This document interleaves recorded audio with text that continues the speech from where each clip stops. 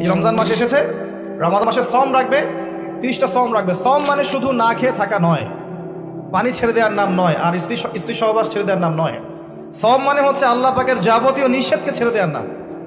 সওম রেখে, রোজা রেখে কেউ যদি ঘুষ খায়, জেনা করে, মানুষকে ঠকায়, মাপে কম দেয়, মিথ্যা বলে, অশ্লীল কাজ করে, তার কি রোজা হবে?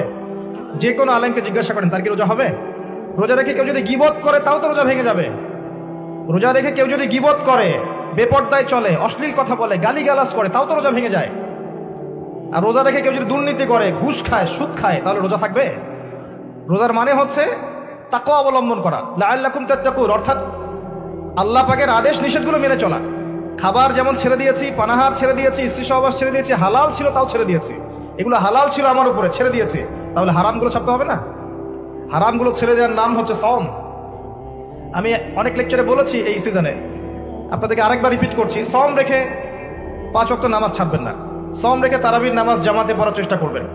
রোজা রেখে বেশি বেশি দোয়া করবেন, বেশি বেশি জিকির করবেন, বেশি বেশি কোরআন তেলাওয়াত করবেন।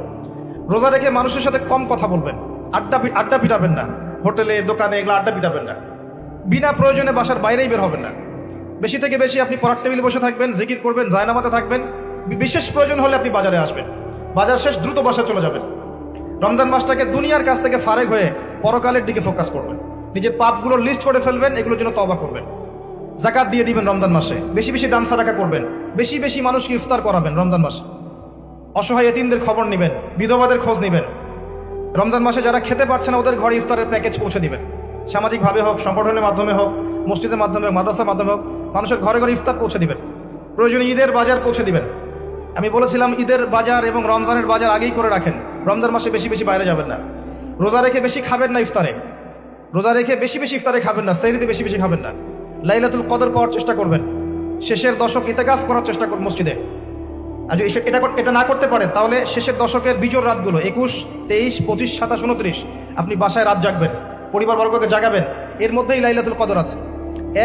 এক রাত ইবাদত করলে আপনি 1000 মাসের নেকি পাবেন ইনশাআল্লাহ তাআলা। সবচেয়ে বড় কথা, এই মাসে আল কোরআন নাজিল হয়েছে। শাহরু রমাদানাল্লাযী উনজিলা ফীহিল কোরআন, এটাই সেই মাস যেই মাসে কোরআন নাজিল হয়েছে। রমজান মাস এই কারণে মহিমান্বিত যে এই মাসে কোরআন নাজিল হয়েছে।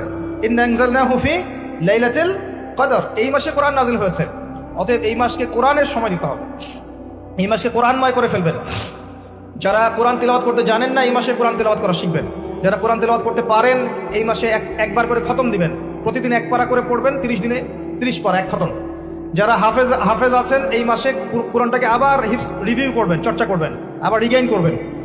আবার যারা কোরআনের আরবি বোঝেন, ব্যাকরণ বোঝেন, তাফসির জানেন, তাদের উচিত হবে এই মাসে পুরো কোরআনটাকে শুরু থেকে শেষ পর্যন্ত তাফসিরগুলো পড়ে ফেলা, অন্তত একবার পড়ে ফেলা।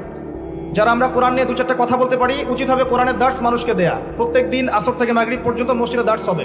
মসজিদে সবাই একসাথে ইফতার করবেন, এরকম ট্রেডিশন আপনার সংস্কৃতি চালু করে ফেলেন। রমজান মাসে কোরআনকে সময় দেন, কোরআনের দাওয়াত মানুষের কাছে পৌঁছান, শেখান। ওই হাদিসের উপর আমল হবে, খায়রুকুম মান তাআল্লামাল কোরআন ওয়া আল্লামাহু, তোমাদের মধ্যে সবচেয়ে শ্রেষ্ঠ ব্যক্তি তারাই যারা কোরআন নিজে শেখে অপরকে শেখায়। রমাদান মাসে এগুলো করতে হয়।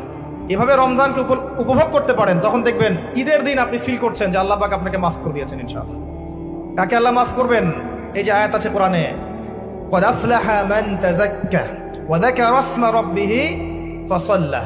ক্বাদ আফলাহা মান তাযাক্কা, সেই ব্যক্তি সফল হয়েছে যেই ব্যক্তি আত্মশুদ্ধি অর্জন করেছে। রমজান মাসে এই আমলগুলো করার মধ্য দিয়ে আত্মশুদ্ধি অর্জন করেছে। ওয়া যাকারা ইসমা রাব্বিহি ফাসাল্লা, এবং সকালবেলা উঠে, ঈদের দিন সকালে উঠে আল্লাহর তোমার রবের নাম স্মরণ করতে করতে ঈদগাহে গিয়েছে সালাত আদায় করার জন্য। ওয়া যাকারা ইসমা রাব্বিহি ফাসাল্লা। আমরা বলি না আল্লাহু আকবার, আল্লাহু আকবার, লা ইলাহা ইল্লাল্লাহ, আল্লাহু আকবার, আল্লাহু আকবার, ওয়ালিল্লাহিল হামদ। এটা বলতে বলতে গিয়েছে ঈদগাহে, সারা মাস এই আমলগুলো করেছে, পরে আত্মশুদ্ধি অর্জন করেছে।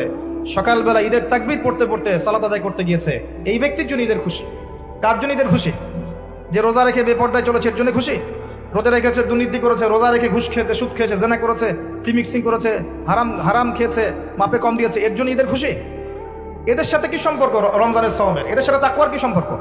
কুতিবা আলাইকুমুস সিয়াম কামা কুতিবা আলাল লাযিনা মিন ক্বাবলিকুম লাআল্লাকুম তাত্তাকুন। এই কারণে সওম ফরজ করা হয়েছে যাতে তোমরা তাকওয়া অবলম্বন করতে পারো। ঠিক তোমাদের পূর্ববর্তীদের উপরেও সিয়ামকে ফরজ করা হয়েছিল একটা উদ্দেশ্যে, লাআল্লাকুম তাত্তাকুন, যাতে করে তোমরা তাকওয়া অবলম্বন করতে পারো।